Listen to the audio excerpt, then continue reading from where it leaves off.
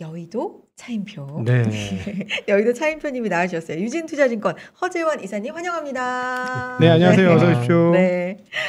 아, 시장 얘기 안 할 수가 없습니다. 네. 네. 오늘 얘기 중에서도 뭐 상당 부분 이런 얘기가 차지할 것 같은데 외국인의 강한 매도 행렬, 뭐 반도체, 대형주들을 중심으로 해서도 많이 나오고 있고요. 최근 시장 흐름 어떻게 보세요, 이사님? 좀 삼성전자하고 하이닉스 같은 경우에는 생각했던 것보다 좀 많이 빠진다는 그쵸? 느낌이 좀 많이 들고요. 그리고 이제 외국인들이 이제 워낙 많이 파니까 네. 조금 그 휘청거리는 모습들이 좀 나타나고 있긴 한데 그것만 제외하면 또 그렇게 시장이 나쁘다라는 생각은 좀 들고 있지는 않습니다. 그러니까 미국보다 상대적으로 좀 약한 건 맞는데 네. 그렇다고 해서 저희 상황을 아주 객관적으로 보면은 뭐 아주 비관할 정도는 아니지 않겠나라고 좀 판단을 좀 하고 있고요. 다만 이제 전자나 하이닉스에 대해서 너무 외국인들이 밀다 보니까 전체적으로 이제 지수 자체에 대해서는 좀 갇혀 있는 느낌. 그리고 이제 개인 투자자들이 워낙 그 두 종목에 대해서 관심들이 많다 보니까 네. 이 심리적으로 좀 내상이 좀 클 것 같다라는 그런 것들이 좀 약간 시장을 보는 데 있어서 좀 이렇게 안타깝게 하는 것 같습니다. 지금 MSCI 저희가 계속 그 신흥국에 있다 보니까 네. 아무래도 중국한테 몫을 많이 뺏기는 네. 것 같다는 생각이 너무 많이 들거든요. 오히려 빨리 선진국 가면 이런 문제 좀 해결되면서 오히려 다른 선진국 거 뺏어올 것 같은데 이게 지금 선진국으로 바뀔 가능성은 별로 없고 현재 계속 있다면 이쪽에서 수급 상황들은 안 좋은 상황이 지속된다고 봐야 되겠죠? 네, 그렇습니다. 근데 이제 저는 그 약간 상반된 얘기 두 가지를 좀 해드리고 싶은데 네. 하나는 그 외국인들이 한국 시장을 저는 열심히는 안 살 거다라고 생각을 하고 있는 게요. 외국인 투자 그 시가총액 비중 자체가 30%가 넘는데 이렇게 이머징 시장에서 30%를 넘게 외국인들이 갖고 있는 시장이 많지가 않습니다. 그렇죠. 그러니까 이미 굉장히 많이 갖고 있기 때문에 네. 사실은 뭐 대단한 매수를 기대할 건 아니다라는 걸 일단 좀 말씀드리고 싶고 네. 그다음에 또 한 가지는 말씀하신 것처럼 저희가 너무 중국의 영향을 많이 받는 것 같아요. 네. 중국이랑 같은 리그에 속해 있다 보니까 중국이 안 좋으면 외국인들이 돈을 빼나갈 때 중국도 빼나가지만 저희 한국도 같은 그 급으로 같이 네. 이렇게 빠져나가다 보니까 저희가 좀 잃는 게 좀 많지 않나라는 생각이 좀 들고요.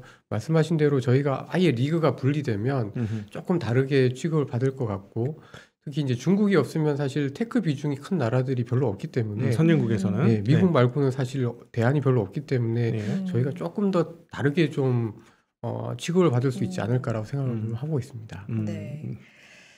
최근에 얘기 많이 나오고 있는 게 뭐 반도체, 네. 피크라는 우려가 굉장히 많이 나오고 있어요. 피크아웃 우려. 오늘 주제가 근데 지금 나오고 있는데 피크 에브리띵이거든요. 네. 이게 어떤 얘기인지 먼저 좀 대략적으로 설명을 네. 해주면 좋을 것 같아요. 그러니까 이제 뭐 딱히 이제 이번 주에는 또 반도체가 또 조금 그쵸? 문제가 되긴 했는데 한 2주 전부터 이렇게 살펴보면은 미국에서도 계속 이제 경기 피크에 대한 얘기들이 굉장히 좀 많이 나왔었고 그런데다가 이제 뭐 테이퍼 이야기들이 계속 네. 나오다 보니까 자꾸 이제 경기가 피크 친 거 아니냐, 부양책이 피크 친 거 아니냐, 그리고 공교롭게도 이제 기업들의 이익도 되게 좋게 나왔지만 사실 미국이나 저희나 주식시장의 반응은 그냥 뜨뜻미지근했던 것 같습니다. 네. 그래서 이러면은 피크 아니야라는 걱정들 그렇죠. 그리고 또 일부 월가의 전문가들 중에서는 이제 좀 하반기나 내년에 시장을 좀 되게 불안하게 보시는 분들도 자꾸 이제 생기시고 그래서 좀 이 피크 논란의 정체가 뭐고 이런 것들 좀 뜯어봐야 되겠다라고 생각을 해서 이제 쓴 자료가 이제 피크 에브리띵이라는 자료이고요. 네. 여기에 내용은 사실 피크에 대한 우려들은 있지만 성장률이라든가 이런 그 증가율의 피크가 반드시 주가의 정점과 연결이 되는 건 아니다라는 게 결론입니다. 그러니까 저는 뭐 뒤에도 좀 말씀드리겠지만 뭐 약간 피크 조짐이 냄새는 나긴 하지만 그 돈이 너무 많고요. 유동성이 굉장히 네. 좀 많고 또 기업들의 이익 마진이 굉장히 높아져 있는 상황이기 그렇죠. 때문에 네. 조금 증가율이 떨어지는 것 자체가 이게 기업들의 실적에 아주 치명적인 영향을 주지는 않을 걸로 좀 보여져서 오히려 좀 더 길게 보면 지금 약간 쉬어가거나 좀 주춤한 흐름들이 저는 내년 상반기까지는 좀 여전히 좀 상승 랠리가 이어질지 않을까 이렇게 기대를 하고 있습니다. 네네. 그 상승 랠리가 이어진다고 생각하는 주요한 근거가 뭔지 여쭤봐도 될까요? 네, 아까 말씀드린 것처럼 일단 돈이 너무 많다. 유동성. 네, 그리고 네. 이제 그 유동성이 어떻게 이제 뭐 코로나나 여러 가지 상황들이 조금 더 좋게 전환이 되면 주식시장이나 기업들이 어떤 투자로 많이 연결될 것 같다라는 게 이제 첫 번째 이유고, 두 번째는 아까 말씀드린 것처럼 기업들의 이익 마진의 레벨 자체가 굉장히 많이 높아져 있기 때문에 그렇죠. 이게 뭐 성장률이 조금 떨어지면 물론 뭐 이익은 조금 둔화될 수는 있어도 워낙 이익 마진이 높다라는 것이 주는, 그러니까 똑같이 그 물건 장사를 해도 돈을 벌 수 있는, 그 현금을 창출할 수 있는 능력들이 높아졌다라는 네. 게 저는 주식시장의 어떤 그 밸류에이션도 그렇고 레벨을 굉장히 높일 수 있는 요인인데, 이게 아직은 저는 유효하다라고 좀 판단을 좀 하고 있습니다. 그 두 가지 정도를 좀 핵심 근거로 좀 말씀드리고 싶습니다. 네. 네. 지금 여기 자료에도 쓰셨습니다만은 사실 지금 일반적인 시각으로 봐서 델타 변이가 확산되고 중국 같은 경우는 정말 거칠게 셧다운이 되고 있고요. 그럼에도 불구하고 미국이라든가 유럽에서의 셧다운은 중국의 그것과는 같지 않은 상황이라서 그렇게 경제에 큰 영향을 미치지는 못할 것 같다라고 보여지는데, 일단 그렇게 자료도 네. 작성이 돼 있더라고요. 네, 그러니까 맞습니다. 그냥 이번 거 조금 더 심해진다고 할지라도 뭐 지금 12만 하루의 확진자가 미국에서 나오고 있는데 그보다 더 된다고 해도 이번에는 영향 많이 안 미친다 이렇게 보시는 네, 거예요. 맞습니다. 자료를 좀 하나하나 보면서 네. 논리를 좀 설명해 주셨으면 좋겠습니다. 뭐 사실 자료 그냥 별로 볼 거 아니, 없는데요. 좋은 내용이 너무 사실 많아가지고 볼 게 없다니요, 차인표님. 이제 뭐 그 보통 이렇게 저희가 이제 피크 논란에 있는 이유 중에 하나가 그 경기 사이클이, 네. 저희가 이제 이 경기 사이클하고 이익 사이클과 이제 주식 시장이 이제 같이 움직인다라는 생각들을 많이 하시기 때문인 것 같고, 네. 실제로 이제 그랬던 게 맞는 것 같아요. 근데 이제 저는 이번 사이클이 좀 다른 거는, 이게 일반적인 경기 사이클은 좀 아니잖아요. 그렇죠. 네. 그러니까 지금은 이제 코로나라는 독특한 그렇죠. 게 좀 끼어 있는데, 이제 그렇다 보니까 어떤 현상이 있다라고 저는 보냐면, 이제 소위 말하는 락다운하고 리오프닝에 따라서 경기 사이클이 갑자기 좋아졌다가, 그러니까 일반적인 것보다 훨씬 더 좋아졌다가 또 락다운하면서 또 급격히 무너지고, 이제 이런 것들이 반복이 되다 보니까 네. 되는 거랑 일반적인 경기 사이클이랑 지금 합쳐져 있다 보니까 이게 그냥 일반적인, 그러니까 과거의 어떤 경우로만 보면 놓칠 수 있는 부분들이 좀 있는 것 같다라는 생각이 좀 듭니다. 네. 그러니까 이 그림 보시면은 이제 많은 지표들이 지금 약간 이제 피크 치고 떨어지는 듯한 모습들이 보이니까 네. 이제 살짝 좀 겁이 나는 거죠. 그렇죠. 꺾인 듯한. 아니 이게 제가 보니까 너무 모든 것들이 자본화돼 있거나 아니면 또는 이 자본화에 의한 수치화되어 있는 것 같아요. 어떻게 증가율 꺾인 거에 이렇게까지 민감하게 그러게요. 시장이 반응할까 하는 생각이 종종 들어요. 왜냐하면 절대치는 높지 않습니까? 지금. 네. 네. 말씀하신 것처럼, 그러니까 또 어떻게 보면 그 이면에는 지금 자산 가격이 싸지 않을 그렇지. 것 같다. 처음 보는 자리야. 약간 내면의 불안함도 사실 좀 있는 거죠. 그러니까 그 어떤 면에서 그 불안함을 보면서 저는 가끔씩 이렇게까지 불안해하는 거 보니까 괜찮은 것 같아. 오히려. 그런 생각이 많이 들어. 언제 우리가 정확하게 그렇게 시장을 맞춘 적이 있어? 우리 심리는 항상 시장을 거꾸로 맞추는데 이렇게까지 불안한데 무슨 고점이야? 버블 같은데 저도 버블 같거든요. 저도 버블 같은데 이렇게 불안한 거 보니까 시장을 아직까지 빠져나갈 때는 아닌데 너무 현금 비중을 너무 높일 필요도 없는 것 같은데 하는 생각이 정말 많이 들어요. 근데 지금 절대치로 보건데 특별히 이제 미국의 빅테크 기업들을 보면 아마존 정도를 제외하고는 소위 말하는 PR 배수 숫자 자체가 30 언더에 다 포진이 돼 있잖아요. 그럼 절대 뭐 페이스북은 한 25배 정도밖에 안 나오고 뭐 마이크로소프트 28배 정도 나오고 애플도 그 정도 나오니까 대략 그럼 결코 비싼 거라고 보기는 좀 어렵지 않나요? 아주 보수적으로 보시는 분은 그거 비싸다고 보긴 할 수는 있겠지만, 뭐 미국 테크주들은 사실 논란이 많은데 저는 과연 성장주가 맞나 싶을 정도로 싼 것 같아요. 그러니까 이익 규모가 너무 크죠. 성장주치고는 가치주 밸류에이션 수준이 밸류에이션 나오는 거니까. 그러니까 별로 비싸다는 느낌은 없고요. 근데 다만 이제 오랫동안 올라왔다. 그러니까 지칠만도 한데 있는 거고 뭔가 좀 새로운 게 없나라는 그런 느낌은 좀 들지만 여전히 주식으로만 보면은 이게 왜 비싸지? 라는 생각이 좀 오히려 저는 들거든요. 네. 근데 이제 오히려 이제 그 빵류의 그런 주식들 말고 소위 말해서 이제 미국의 소프트웨어들 중에 스타트업인데 되게 뭐 비싼 주식들 있잖아요. 네. 그렇죠. 그런 것들은 좀 많이 비싼 거는 맞는 것 같은데 음. 저는 오히려 말씀하셨던 그런 빅테크들은 그렇게 비싸다고 생각 들지 않고 오히려 약간 가치주화되고 있는 게 아닌가. 그래서 좀 그런 주식들은 저는 물론 이제 요즘 미국에서도 계속 그 규제가 좀 세워지고 네. 최근 들어서 뉴스 보면은 그 우리나라로 치면 공정위원회 위원장도 그렇고 센 사람이 들어왔죠? 그러니까 되게 젊은데 굉장히 센 사람들이 굉장히 센 사람이 들어와서 들어왔어요. 네. 약간 그런 것들이 좀 부담스럽고 또 중국에서도 워낙 막 치고 이러니까 이 전반적인 분위기는 약간 독점을 굉장히 좀 정부 차원에서 좀 막는 듯한 분위기가 좀 약간 부담스럽긴 하지만 기업으로만 보고 기업의 가치로만 봤을 때는 이거는 그냥 이게 왜 비싸다고 해서 저희가 이거를 비싸다고 전혀 느껴지지가 않아서 좀 의외로 저는 좀 오히려 좋게 봐도 되지 않을까라는 생각이 합니다. 그렇죠. 바이오주보다 훨씬 싸죠. 왜냐하면 3년만 지나면 PER 배수가 뚝 떨어질 네. 거거든요. 네, 현재 네. 추세면 지금 뭐 30일에도 한 이 상태로 3년만 가면 PER 배수가 한 10몇 배로까지 와. 떨어질 수 있는 상황이니까 이렇게 이익 증가가 크다면 사실 눈알 뒤집히는 정도 죄송합니다. 표현 거칠어서 이익 증가 보면 매출 증가 이익 증가 보면 과거에 거의 못 보던 수치 아닙니까? 이렇게 뭐 그 절대 대기업의 매출과 이익 증가가 이런 식으로 나온 적이 과거에 많이 있었나? 제 기억으로는 별로 없는 것 같은데 말이죠. 네. 그러니까 좀 과거의 버블이랑은 분명히 다른 게요. 보통 이제 80년대 일본의 경우 이게 자료에는 없는 이야기인데 네네. 일본 같은 경우에도 이제 그 일본 기업들이 결국엔 주가가 박살날 수밖에 없었던 이유가 한 87년, 88년부터는 일본 기업들의 영업이익은 주는데요. 부동산 투자로 순이익은 늘어나는 그런 현상들이 나타납니다. 그러니까 네. 기업들이 결국은 본업을 버리고 투기할 때 그리고 그게 이제 긴축 사이클과 맞아떨어졌을 때 버블이 박살이 나면서 굉장히 긴 시간 힘들었었고 네. IT 버블 때도 보시면 물론 그때는 닷컴 버블 중에 이익을 못 내는 기업들도 상장을 많이 하긴 했는데 마이크로소프트나 시스코 같은 기업들은 사실 이익은 잘 내고 있었는데요. 네. 이게 99년, 2000년대 딱 초에 보면은 그 이제 Y2K라고 해서 그렇죠.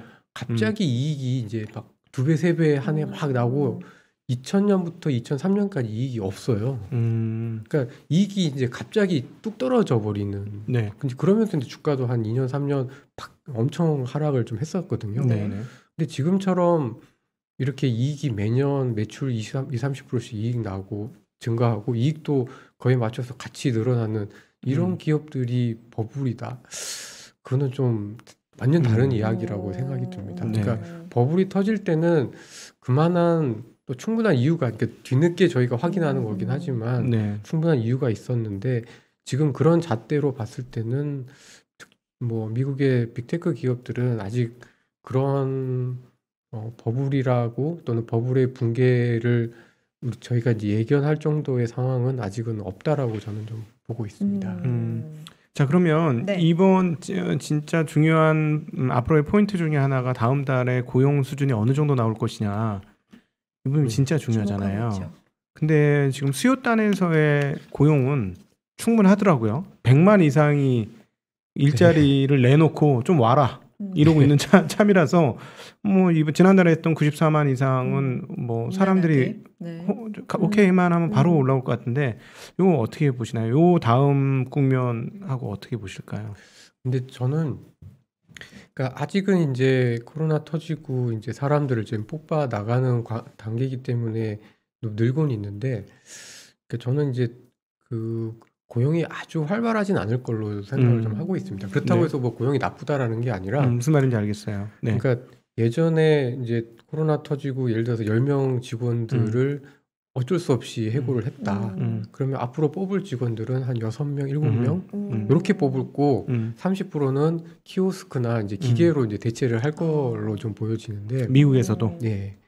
그러니까 제가 이것도 자료에 없는 이야기이긴 한데 그 미국의 이제 그 소비, 그러니까 어떤 산업에서 이제 코로나 이후 터지고 이제 좋아지고 있는 그 산업의 이제 그 소비나 투자 증가율하고 네. 그 산업의 고용을 보면은 음흠.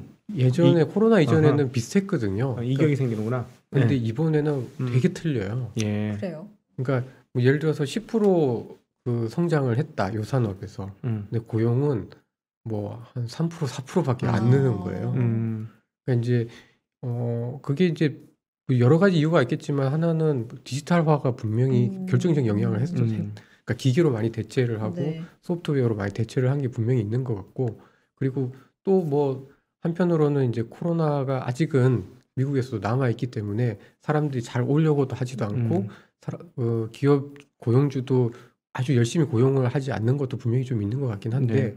저는 핵심은 기업들의 디지털화, 기계화, 로봇화라고 생각을 합니다. 그러면 지금 연준에서 계속 중요한 조건 중에 하나로 걸고 있는 게 팬데믹 이전 수준의 고용, 그걸 봐야 되지 않을까 하는 얘기를 톡톡 이렇게 흘려주잖아요. 네. 그렇다면 이제 우리 허 이사님 말에 의하면 아무리 고용을 많이 하려고 해도, 고용이 진짜 됐다고 해도 올해 연말 가고 내년 초에 가도 팬데믹 이전 수준의 고용 회복하려면 정말 경기가 과열되어야 되는 네.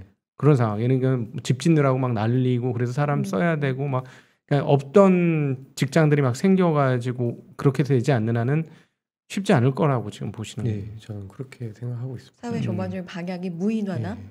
디지털화 뭐 이렇게 되는 영향이 굉장히 크다. 네. 라고? 그러니까 네. 좀 더 미국 경기가 더 뜨거워질 수 음. 있는 여력이 조금 더 남아 있다라고 생각하는 거예요. 한 번 더 남아 있다라고 생각하는 거죠, 저는. 그러면 결국은 지금 이제 매파하고 본격적으로 오늘도 보면 카플란 총재라든가 등등등 해가지고 이제 쌈박질 시작하는 느낌? 그 연준 인사들끼리 이제 해야 돼. 그리고 이제 아예 딱 특정해요. 9월달 협의하고 10월달부터 시작해야 돼. 라고까지 지금 얘기하는 상황이잖아요. 테이퍼링을. 그러면은 이쪽은 이제 맘 먹고 이제 덤비는 상황이고, 근데 이제 그 뭐 누구야, 파월 의장이라든가 이런 분들은 상당히 비둘기로 그냥 고용 보고합시다 뭐 이런 분위기니까, 여기에 대해서는 어떻게 시나리오를 생각하고 계실까요? 저는 그냥 그 다음 회의 때 한번 고려를 한다고 했으니까 8월 그러니까 잭슨 홀에는 별 이야기가 그렇지. 없을 것 같고요. 예, 그럼 넘어가고 9월달에 9월달에 이제 고려를 한다 하고 이제 11월에 선언을 하고 12월이나 내년 1월부터 이제 테이퍼를 하는 그런 순서로 갈 것 같습니다. 네. 근데 뭐 저는 이제 그 연준의 가장 중요한 그 정책 결정의 이제 맨데이트가 이제 작년 8월에 고용으로 바뀌었잖아요. 네. 그러니까 고용을 보긴 할 거고, 지금까지는 고용이 잘 나왔으니까 뭐 이제 연준 인사들도 그렇게 얘기를 하고 있는데, 아마 제 그냥 개인적인 생각으로는 자꾸 테이퍼 얘기를 하는 여러 가지 이유 중에 하나는 부동산처럼 자산 가격이 좀 많이 오르다 보니까 그런 것들을 연준 인사들이 굉장히 좀 부담스럽게 생각하고 있는 거 아닌가. 그러니까 실제로 이제 고용 자체보다는 그런 느낌이 좀 더 오히려 들어서, 저는 테이퍼 자체가 미치는 영향은 실질적으로 그렇게 크지 않을 거다라고 좀 보고 있는데, 아무래도 이제 테이퍼를 하게 되면 그래도 자산 가격의 변동성은 이전보다는 저는 좀 높아질 것 같아요. 그러니까 이제 뭐 연준의 어떤 여러 정책들을 제가 이제 다른 데이터들이랑 비교를 해봤을 때, 저는 제일 신기했던 게 뭐냐면, 연준이 이렇게 자산을 사는 동안에 변동성이 이렇게 뚝 떨어지더라고요. 근데 그게 꼭 주식뿐만 아니라 채권의 변동성도 줄고요. 환율의 변동성도 줄고요. 거의 모든 금융 자산의 변동성이 되게 줄어들게 되는 것 같아요. 여기서 변동성이 줄어든다는 건 예를 들자면 은근한 우상향이 지속되니까 이렇게 플럭체이션이 없어서 소위 말하는 VIX 같은 것들이 아예 꿈쩍도 안 하고 바닥을 향해서 쫙쫙 간다는 그런 말씀이신 거죠? 네. 그러니까 물론 뭐 빅스 지수 같은 게 예전에는 코로나 이전에는 막 9, 7 이렇게까지 가다가 지금 뭐 15, 16 예전보다 좀 높긴 하지만 이게 별로 변동이 없잖아요. 네, 그렇죠. 지난 11월부터 지금까지 미국 시장이 크게 조정이라고 볼 만한 조정들이 없었고요. 네. 그리고 이제 코로나 때를 제외하고 보더라도 사실 미국 시장이 이제 2008년 금융위기 터지고 이제 QE를 하면서부터는 QE 하는 동안에는 사실 물론 뭐 여러 일들이 많았지만 그래도 시장의 어떤 변동성은 높다가도 또 다시 바닥, 또 높다가도 또 바닥 이런 것들이 반복이 되면서 저는 연준 정책, 특히 QE 정책의 가장 핵심은 자산의 변동성을 잡아줬던 게 제일 좀 컸지 않았나라고 생각을 해서 저는 테이퍼를 하게 되면 이게 뭐 주가 빠진다 이런 게 아니라 이제 변동성이 좀 커질 거고 이제 그런 것들은 조심을 해야 되긴 하겠지만 결국 자산 가격의 본질은 뭐 테이퍼가 만드는 건 아니다라고 생각합니다. 네. 자료에, 근데 네. 아까 테이퍼를 하면 변동성이 커질 수 네. 있다라고 말씀하시지 않았습니까? 네. 그러면 테이퍼링 시작하면 오히려 뭐 위든 아래든 더 흔들린다? 아, 그렇죠. 그러니까 좀 자산 가격의 변동성은 좀 높아질 걸로 보여지고요. 그렇지만 이제 자산 가격의 방향을 결정하는 거는 뭐 테이퍼나 금리라든가 이런 게 아니라 결국 그때는 또 다시 이제 경기나 이제 실적으로 귀결되지 않을까라고 보고 있습니다. 저도 그런 생각이 좀 드는데요. 그래요? 워낙 그 테이퍼링의 리본을 하도 많이 흔들어대가지고 사람들이 이제 뭐 하는지 아는 거예요. 근데 그러니까 어떤 느낌이냐면 뭐 색바른 색종이 뭐 이런 느낌도 들면서 하도 많이 그 마음속으로 시뮬레이션을 돌려놔가지고 실제로 테이퍼링이 시작되면 맞기 직전에까지는 아픈데 맞고 나서는 별로 안 아프지 않을까? 이런 생각도 좀 들거든요. 왜냐면 진짜 지금 뭐 예전부터 사인을 주겠다라고 여러 번 얘기했지만 사실 지금 계속 사인을 주는 거 아닙니까? 네. 연준 인사들끼리 싸우고 이러는 거는 야 이런 식으로 다면서 저쪽 편이 많아지면 이제 하는 거야라는 걸 사실은 보여주고 있는 과정이라고 저는 보거든요. 그러면은 실제로 테이퍼링이 일어나기 직전에서 첫 번째 울릴 때는 와 드디어 하는구나 큰일 났다 하고 한번 충격으로 할지 모르겠지만 이제 두 번 세 번 하면 뭐 별거 없네 하나도 안 아파 뭐 이러면서 그냥 쓱 하고 다시 올라가면서 지나가지 않을까 하는 생각도 드는데 어떻게 보실까요? 그거에 대해서 이제 저도 좀 비슷한데 예를 들어 드리면은 보통 그러니까 그 미국 테이퍼 하면은 금리 올라갈 거라고도 많이들 보시잖아요. 네. 실물 금리, 실제 네, 금리. 네. 예. 근데 안 그럴 수도 있는 게 미국 국채의 수요와 공급을 이렇게 좀 따로 떼서 생각을 해보면은 네. 그러니까 QE를 어떻게 보면 국채에 대한 수요라고 네. 생각을 하고 미국의 재정 적자를 국채에 대한 공급이라고 볼 수 있잖아요. 네네네. 그러면 사실 이제 2020년 그러니까 작년에는 재정 적자가 엄청 났으니까 늘어났는데 채권을 많이 공급해줬고 네, 공급했는데 또 네. QE를 엄청 해서 네. 수요와 공급 간의 괴리가 없었거든요. 채권을 사주니까 네. 한쪽에서는 정부 재정에서는 채권 발행해서 빚을 땡겨와서 재정으로 썼고 근데 연준에서는 그 채권을 사줘가지고 시장에 채권이 남아있지 않게 계속 뽑아줬고 예, 그런 상황이라는 거죠. 네. 제가 설명을 좀 쉽게 네. 하려고. 네. 그래서 오히려 금리가 떨어졌잖아요. 2020년에는. 네. 근데 이제 올해 같은 경우는 이제 미국이 월 1,200억 달러로 그 작년에 샀던 것보다 딱 한 45% 이렇게밖에 안 사는데 올해 연초에 그 미국이 저희로 치면 재난지원금 같은 경기부양책을 또 세게 쓰면서 네. 재정 적자는 사실 작년만큼 적자가 또 늘어나다 보니까 올해 같은 경우는 약간 그 수요와 공급 간의 괴리가 있고 공급이 좀 더 많은 상황입니다. 네. 근데 내년에는 어차피 재정 적자가 이제 줄 거라고 가정을 하니까 국채 공급량이 올해보다는 좀 많이 주는데 내년에 예를 들어서 1월부터 월 100억씩 차곡차곡 테이퍼를 해 나간다라고 해도 네. 올해보다 그 국채 매입 규모가 사실은 작년 대비해서 한 절반 정도 수준이거든요. 그러니까 그 괴리가 사실 올해보다 내년이 더 적습니다. 그 얘긴즉슨 국채 수요와 그 공급의 어떤 그 차이로만 보면은 올해보다 내년이 사실 별로 그 공급이 더 많긴 한데 별로 많지가 않다라는 거예요. 네. 그러면 과연 이런 상황에서 미국의 국채 금리가 그러니까 예상했던 것보다 가파르게 올라갈 이유는 저는 없다라고 생각을 하는 거죠. 국채 잠깐 헷갈리실 분을 네네네. 위해서 설명을 드리면 국채가 시장에 많이 쏟아져 나오면 국채라는 건 뭐냐면 채권이니까 네. 돈을 빌리려고 하는 세력들이잖아요. 돈을 빌리려고 하는 세력들이 많아지면 많아질수록 돈 빌려줄 사람들은 비싸게 빌려주고 그렇죠. 싶죠. 그러니까 금리가 높아져. 높은 금리를 받고 돈을 빌려줘야 되기 때문에 국채 공급이 많으면 많을수록 금리가 올라간다고 보는 게 일반적인 견해입니다. 근데 네. 지금 우리 허전 이사님께서 얘기하시는 건 뭐냐면 내년도에는 재정적자가 크지 않을 테니 재정적자를 일으킬 만큼 돈을 땡길 게 올해만큼은 아니라서 채권 공급 자체가 그렇게 많이 안 느니 내년도에 뭐 이렇게 그 국채 금리가 많이 또, 높아질 네. 그럴 이유는 없다라고 QE를 줄이고 네. 테이퍼를 해도 금리가 테이퍼 한다고 무조건 금리가 올라가는 건 아니라는 거죠. 자 그러면은 오늘 같았는데. 엊그제 이제 상원 통과했던 1조 인프라하고 또 지금 우리 하원에서 통과시키고 네. 싶어하는 3조 5천억 이건 어떻게 됩니까?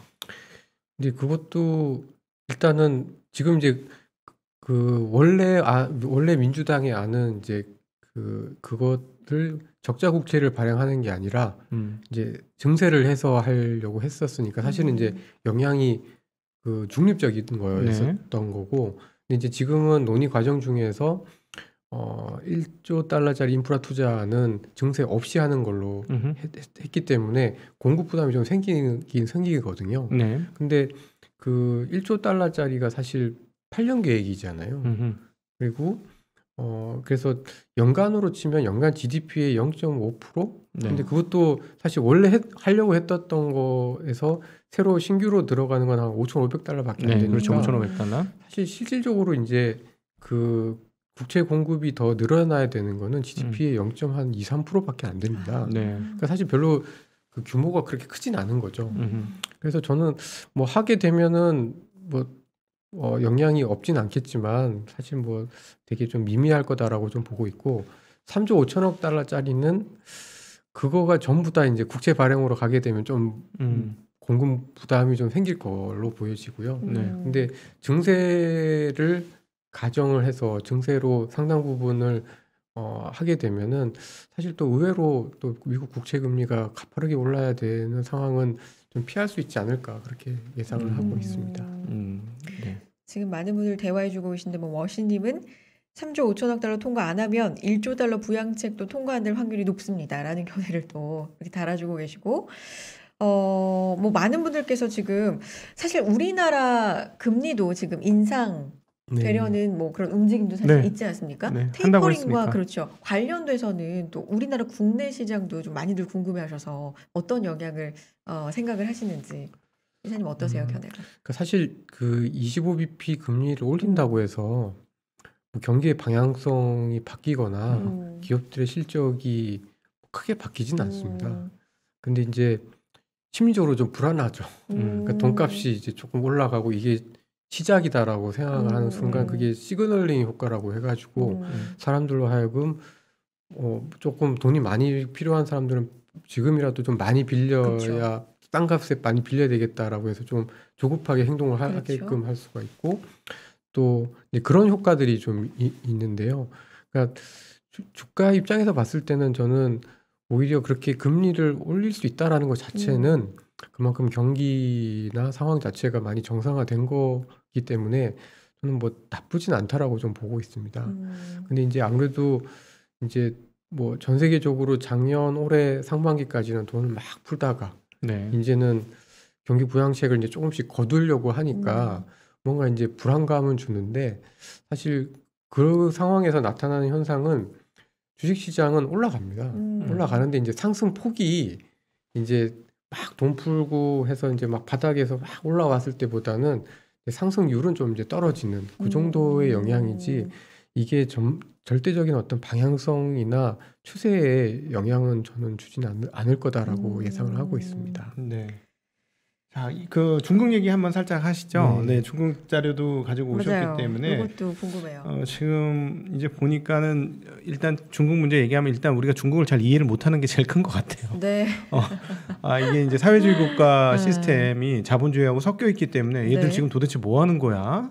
하면서 굉장히 이제 헷갈리는데 뭐 큰 틀에서는 어떻게 보시는지 좀 궁금하네요. 네. 사실 그 이렇게까지 세게 나올 줄은 그러니까 이제 저도 제가 생각했던 거는 미국과 중국이 어쨌든 이렇게 약간 장기적인 그 냉전이 하게 되면 네. 중국에도 미국에 피력할 만한 대표 선수가 필요하다. 네. 그게 미국의 아마존이면 중국의 알리바바일 거고 뭐 미국의 페이스북이 있으면 뭐 중국에는 텐센트 틱톡. 같은 것들이 있을 거고 그러면서 이제 좀 균형을 맞춰가고 이런 예. 것들은 중국 정부가 기업들 컨트롤하면서 이제 같이 갈 거다라는 생각을 했는데 네. 작년 11월부터 약간 좀 이제 그렇죠. 많이 바뀌었고 이게 어떻게 보면 인터넷 핀테크에서 시작된 규제가 뭐 데이터나 뭐 해외 상장까지 막 규제를 하더니 이제는 막 교육에까지 그리고 게임에까지 막 네. 이렇게 규제가 들어가는 걸 보면서 한편으로는 확실히 공산주의는 다르다. 중국은 좀 다르다. 라는 생각이 좀 들고 네. 또 한편으로는 그만큼 또 중국이 지금 원하고 있는 방향은 미국하고는 조금 다르다라는 좀 느낌이 좀 많이 들었습니다. 네. 그러니까 미국은 어쨌든 그래도 독점을 싫어하지만 네. 이게 미국의 빅테크 기업들은 저는 자연 독점이라고 생각을 하거든요. 그러니까 그들이 막 다른 막 업체들을 못 살게 굴어가지고 독점을 했다라기보다는 인터넷이라는 독특한 비즈니스 생태계에서 이제 자생적으로 독점을 한 거기 때문에 그리고 또 미국은 소비자들의 어떤 그 권리, 또 소비자들의 어떤 그 혜택이 정말 부당하게끔 이렇게 뺏기는 거 이 부분을 굉장히 중요하게 생각하기 때문에 규제를 지금까지는 못했다라고 좀 보여지는데 이제 중국은 이 큰 기업들 때문에 오히려 이제 중소기업들이 못 자라는 거에 대해서 되게 부담을 많이 느끼는 것 같고 네, 맞습니다. 그만큼 뭔가 내수를 좀 빨리 좀 회복을 시키고 내수의 어떤 동력을 좀 많이 가져가고 싶은데 이게 너무 기업의 힘이 커지면은 이제 그것들을 좀 저해할 수 있다 보니까 좀 규제를 굉장히 좀 세게 하고 있지 않았나. 그리고 뭐 자료에도 나와 있지만 중국이 지금 어쨌든 그 인구 구조가 되게 안 좋잖아요. 네. 그리고 청년 실업률도 되게 안 좋습니다. 네. 그러니까 중국이 뭐 성장률 뭐 5% 6% 하고 뭐 최근 들어서는 막 코로나 이후에 가장 빨리 성장을 했다고 하지만 청년 실업률은 생각보다 굉장히 높은 상태이다 보니까 내부적으로 되게 고민이 좀 많은 것 같아요. 네. 그리고 저는 제일 좀 중국을 볼 때 약간 저희가 생각했던 거랑 좀 다른 게 중국 사람들 되게 좀 돈 많이 쓴다고 생각하잖아요. 중국의 부자들 막 돈 막 쓰고. 근데 이 자료의 맨 오른쪽 하단에 있는 그림 봐주시면 중국의 도시의 가게들의 소비 성향은 되게 떨어지고 있습니다. 네. 그러니까 벌어들이고 있는 소득에서 되게 저축을 굉장히 많이 늘려가지 쓰는 거는 물론 일부 되게 좀 잘 사는 사람들이 많이 쓰긴 하겠지만 전체적으로 보면은 도시의 소비 성향이 계속 좀 줄어들고 있는데 저는 이게 지금은 좀 고통스러워도 앞으로 5년 10년 내에 이걸 고치지 않으면 중국이 되게 중진국 함정에 빠질 확률이 굉장히 높기 때문에 그래서 좀 뭐 이런 좀 뭐 정책들을 좀 강하게 좀 밀고 있지 않느냐 저는 그렇게 좀 보고 네. 있습니다.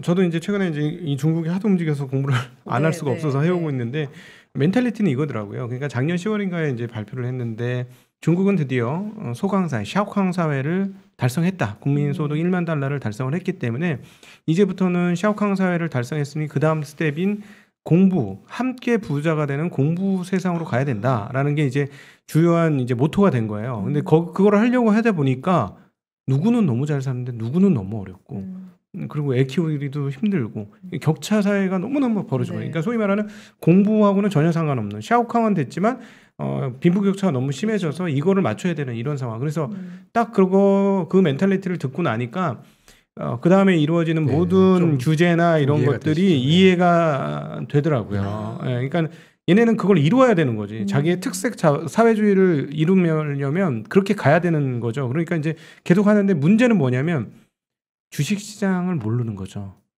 주식시장이 이렇게 충격을 받고 그다음에 월가 사람들이 이거 뭐야? 너희들 이러면 되겠어? 뭐 이런 느낌을 잘 모르고 있는 것 같아요. 왜냐하면 그때 그렇게 해가지고 주가 한번 폭락한 다음에 바로 그 중국의 그 SEC라고 할 수 있는 거 네. 어디죠? 중국 그 증권감독위원회가 거기에서 막 소통하려고 했잖아요. 네, 불러가지고 예, 불러가지고 아니야 우리 뭐 이런 거 아니야 이렇게 우린 부드럽게 할 거야 하고 막 하는 걸 보니까 애들이 주식시장을 잘 모르는 것 같아요. 중국 애들이. 그래서 앞으로도 충격은 중간중간에 그러니까 기본적으로 우리 투자자분들이 기억을 하셔야 될 게 샤오캉사에서 공부사회로 가는 이 과정을 밀어붙이는 거는 어쩔 수 없을 것이다. 계속 밀어붙이기는 분명히 밀어붙일 것 같은데 그 과정에서 불협화음들이 나타나고 그러나 주식시장을 깨겠느냐? 설마. 그 보면은 항상 보면은 월가 애들하고 중국 애들하고 동행하지 않았습니까 지금까지? 네. 그래서 어떤 사람들은 중국의 자본시장을 볼 때는 중국 정부와 미국 정부만 보는 게 아니라 반드시 월가의 자본 흐름을 같이 봐야 이해가 된다라고 얘기하는 사람도 있는데 상당히 설득력이 있는 것 같더라고요. 네. 네, 그래서 그러니까 중국의 그 그러니까 금융시장이 생긴 게 그 주식시장이라는 거를 이렇게 생긴 게 90년대 초반이었는데 네. 이제 개혁 개방을 하는데 그냥 사실은 그냥 뭐 은행 대출로 충분히 자본 조달할 수 있음에도 불구하고 이제 서구 사회에서 하는 것들 이제 흉내 내기 위해서 그냥 만든 게 이제 주식시장이었고 공산당 공산당이 모든 걸 다 통제하고 있고 국유 기업인데 국유 기업들의 이제 자회사들을 이제 상장시킨 게 뭐 지금의 이제 중국 기업들의 국유 기업들의 이제 모태들이 좀 된 것 같아요. 그래서 말씀하신 것처럼 중국은 아직은 이제 서구 사회에 비하면 이제 자본시장에 대한 이해나 그런 것들이 좀 떨어지는 것은 사실인 것 같고, 네. 특히 이게 이제 그 사회주의다 보니까 주주에 대한 가치보다는 그렇죠. 인민들의 이제 공공의 부나 공공의 안정이 훨씬 더 중요하기 때문에 좀 저희가 이제 중국 주식을 볼 때는 이제 그런 부분들을 좀 조심해서 봐야 될 것 같고요. 그래서 중국을 접근할 때는 그러니까 중국 정부가 미는 산업을 에서 벗어나면 안 될 것 같아요. 그래서 지금 중국 시장 안 좋음에도 불구하고 전기차하고 반도체는 엄청 좋잖아요. 엄청나게 올랐죠. 오늘 뭐 빠지긴 했습니다. 그동안 너무너무 가격이 많이 올랐죠. 네. 오히려 이럴 때일수록 중국 정부가 후원하는 산업, 중국 정부가 미는 산업들은 의외로 또 기회가 있을 것 같다는 생각이 좀 들고요. 그리고 사실 이제 전 세계적으로 보면은 약간 뭐 인터넷하고 뭐 언택트하고 하면서 이제 약간 그 제조업보다는 서비스업을 좀 더 많이 이제 생각들을 하고 있는데 오히려 중국은 정책적으로 이제 미국에 대항을 할 만한 어떤 기술이 필요하다 보니까 이렇게 막 온라인에서 뭐 비즈니스하고 이제 이런 것보다 반도체 기술, 그다음에 안보 기술, 그다음에 이제 환경 같은 것들을 이렇게 미국에 대체할 만할 수 있는 이런 산업들이 필요해서 그런 산업들은 여전히 접근이 좀 가능한데 이게 그냥 저희가 그냥 그 상식적으로 아는 선에서 이렇게 좋아 보이는 산업보다는 확실히 이제 중국 정부의 손이나 중국 정부가 좀 이렇게 미는 산업으로만 좀 국한해서 투자를 해야 되겠다라는 생각을 좀 하고 있습니다. 근데 그게 창업한하고 이런 쪽에 있어가지고 직접 투자하기 좀 어려워요. 맞아요. 투자할 수가 없어요. 그게 좀 약점이에요. 네. 우리도 뭐 정책 관련주라 그래서 무시는 못하지만 중국은 특히나 정책의 방향성이나 뭐 당의 방향성 이런 걸 진짜 좀 중요하게 봐야 될 것 같아 말씀 들으니까 생각이 들고 마지막으로 이제 우리 시장 이야기를 좀 해주셨으면 좋겠어요. 이사님 어떻게 보고 계시고 사실 지금 쉽지는 않은 전반적으로 그런 상황이잖아요. 뭐 코로나가 세계적인 상황이긴 하지만 4단계 국면에 있고 전반적으로 좀 어떻게 분석하고 계세요? 근데 저는 이제 코로나도 코로나인데 저희 크래프톤하고 카카오와 같은 큰 애들이 들어왔잖아요. 그렇죠. 근데 과거에도 보면 이렇게 큰 IPO가 되면 전후로 시장이 그렇게 썩 좋지는 않습니다. 물타기 된 거죠, 물타기. 그러니까 예전 같으면은 100만 원으로 지탱이 됐던 가격이 이게 갑자기 120만 원 되고 110만 원이 되면은 유동성이 더 들어와야 되잖아요. 근데 이제 그 유동성이 이제 주변에는 많은데 이게 딱 지금 시점에서 이제 확 들어오려면 좀 시간이 걸리니까 저는 이제 대규모 IPO도 좀 부담인 것 같다라고 좀 보여지고 이제 2010년 삼성생명 상장할 때도 그랬고 뭐 삼성 SDS하고 제일모직 상장할 때도 그랬고 굉장히 센 놈들, 큰 놈들이 들어오면은 시장은 전후로 한두 달은 좀 쉬었던 것 같아요. 맞아요. 지금 지수가 아무 움직임도 없었는데 시가총액이 양시장 합쳐서 이제 2,800조 가까이 되지 않습니까? 거의 100조 가까이 늘었어. 지금. 그러니까 물타기가 그냥 자연스럽게 된 거죠. 물타기 확 돼버렸어요 지금. 원하든 원하지 않든 저희가 알든 모르든 이렇게 시장은 지금 이렇게 물이 타져 있어서 약간 떨어지는 상태라는 걸 저희가 좀 인정할 필요는 좀 있을 것 같고요. 근데 저는 이제 아까도 서두에 말씀드렸지만 시장을 나쁘게 보지 않은 게 돈이 너무 많아요. 그러니까 이제 여기 자료의 설명을 조금 더 드리면 왼쪽에 있는 그림은 이제 미국의 사례인데요. 미국의 MMF, 그다음에 오른쪽에는 이제 한국의 MMF인데 MMF라는 건 이제 부동자금이잖아요. 근데 미국도 보면은 그 글로벌 금융 위기보다도 지금 부동자산, 그러니까 MMF 돈이 거의 2배 이상 많고요. 저희 한국도 2007년, 2008년 글로벌 금융 위기 때보다도 더 MMF 자산이 많이 늘어나고 있는데 이 부동자금이라는 건 그만큼 이제 불안하다는 거긴 하지만 좀 바이러스가 좀 뭐 안정이 되고 정부의 정책이 어떤 그런 가이드라인이 좀 확고하게 되면은 저는 이 돈들이 뭐 소비나 투자로 이어질 수도 있고 아니면 주식시장으로도 다 들어오진 않겠지만 충분히 더 들어올 수 있는 여력이 많다라는 거 보여지고 저는 그게 시장을 여전히 좀 하단을 되게 좀 단단하게 만들 수 있지 않나라고 생각을 합니다. 그러니까 뭐 미국 같은 경우에는 되게 그 돈도 많은데 이게 또 자사주를 또 많이 사잖아요. 그렇죠. 그러니까 저도 그 최근 들어서 이렇게 보니까 미국이 올해 지금 한 4,300억 달러 정도 자사주를 샀는데 작년 전체에 거의 이 속도대로 자사주를 사게 되면 작년에 2배 가까이 되고요. 주가가 낮은 것도 아닌데 말이죠. 그리고 내년에는 올해보다도 더 자사주를 살 거고 이번에도 뭐 그 구글 같은 회사들, 알파벳 같은 회사들을 직접 발표하면서 자사주 계획 되게 세게 냈잖아요. 그러니까 그런 거 보면은 돈은 되게 많고 이 돈들이 뭐 소비냐 투자냐 아니면 주식시장에서 직접적으로 배당이냐 자사주냐의 문제지 돈이 있다라는 것은 결국 자산 가격을 굉장히 좀 단단하게 받칠 거다. 이렇게 좀 판단을 좀 하고 있고요. 그다음에 또 하나는 아까도 말씀드린 것처럼 이제 기업 이익의 마진인데요. 그러니까 이제 이익은 좀 그 증가율 자체는 떨어질 수가 있는데 그래도 내가 벌어들이는 매출 대비해서 이익률이 굉장히 높으면 이익률이 떨어지는 속도가 저는 되게 더디거나 아니면은 또다시 올라갈 수도 있다라고 좀 보고 있거든요. 근데 이제 그 미국의 사례에서도 그렇고 저희 한국에서도 이제 이 이익 마진을 좀 판단해 볼 수 있는 여러 지표들 중에 있는데 제일 쉽게 볼 수 있는 거는 결국 이 임금 인상을 하는 기업들이 많으냐 아니면은 제품 단가를 올리는 기업들이 많으냐 요걸로 그 차이로 보면 되게 좀 확실한 것 같아요. 여기 자료의 왼쪽에 있는 그림을 봐주시면은 그러니까 NFIB라고 해서 이제 미국의 소기업들에 대한 이제 서베이 결과인데요. 보시면 그 임금 인상하는 기업들보다 제품 가격을 올리는 기업들이 많을 때 그 미국 주가가 굉장히 좀 강한 편입니다. 최근 들어서 약간 주춤하긴 하지만 역사적으로 봤을 때 굉장히 높은 수준에 있고요.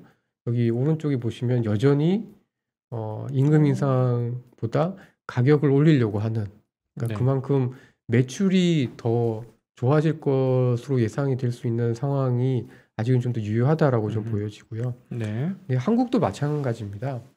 한국에서는 이제 그 한국은행에서 발표하는 BSI 요 지표 중에 이제 제품 가격에 대한 전망, 그다음에 이제 고용에 대한 전망들이 있는데 요거를 제가 이렇게 빼서 계산을 해보니까 요거랑 코스피랑 되게 관계가 높아요.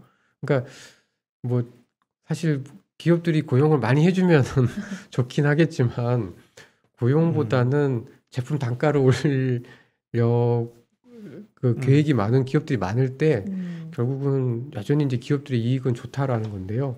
보면 딱 요 이제 작년 그 한 7, 8월부터 한국 기업들의 이익에 대한 추정치가 계속 이렇게 좀 높아졌잖아요. 근데 딱 요때가 보시면은 요 어떻게 보면은 제품 가격에 대한 전망은 높아지고 고용은 썩 좋지 않은 이런 상황에서 기업들의 이익에 대한 어떤 추정치가 쭉 올라갔었습니다. 네. 그러니까 이런 걸 보면은 지금 뭐 이 피크 쳤다. 사실 1분기가 어떻게 보면 YOY로는 이익은 피크를 쳤을 것 같긴 한데요. 네.